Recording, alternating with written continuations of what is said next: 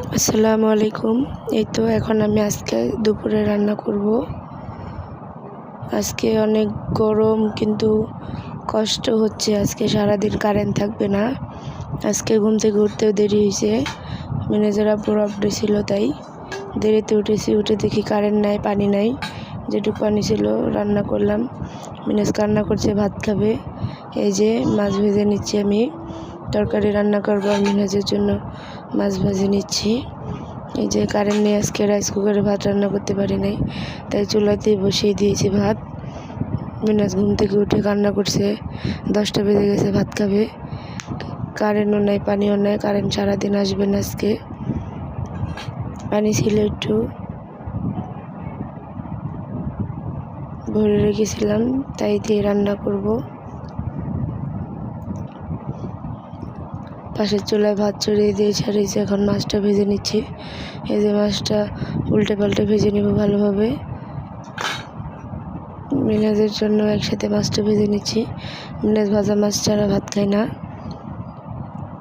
আর এই যে আমি সকালবেলা এখন চিয়া সিডের পানি খাইব।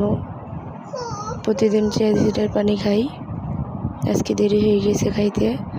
এই যে ভাতটা দেখেছি হয়েছে নাকি।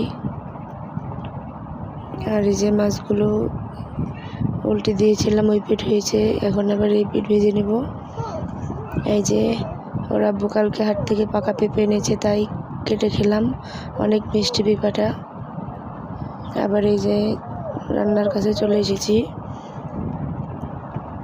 যখন মাছগুলো তুলে নিব, নিয়ে তরকারিটা চড়াই দিব। মিনাজের জন্য মাছ তুলে নিলাম। আর এই যে এখন কড়াইটা নামিয়ে নিলাম, এখন তরকারিটা চড়িয়ে দিব। যে তেল দিয়ে নিলাম, এখন পেঁয়াজ মরিচ দিয়ে দিব। পেঁয়াজটা ভেজে নেব। অনেক রোদ, কারেন্ট নাই, গরম, পানি নাই।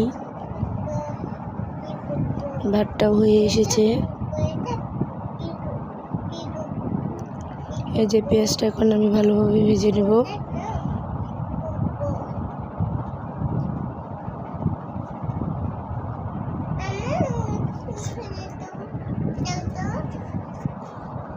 এই যে এখন আমি মশলাগুলো দিয়ে মশলাটা কষিয়ে নিব। আদা রসুন বাটা দিয়ে দিলাম, হলুদ গুঁড়া, মরিচের গুঁড়া, লবণ। এই যে সামান্য পানি দিয়ে মশলাটা কষিয়ে নিব। এই যে মিনহাজ আর আব্বুর সাথে দোকানে গিয়েছিল, কত মজা এনেছে। আর আমার জন্য যে লেবুর জুস এনেছে এসএমসির।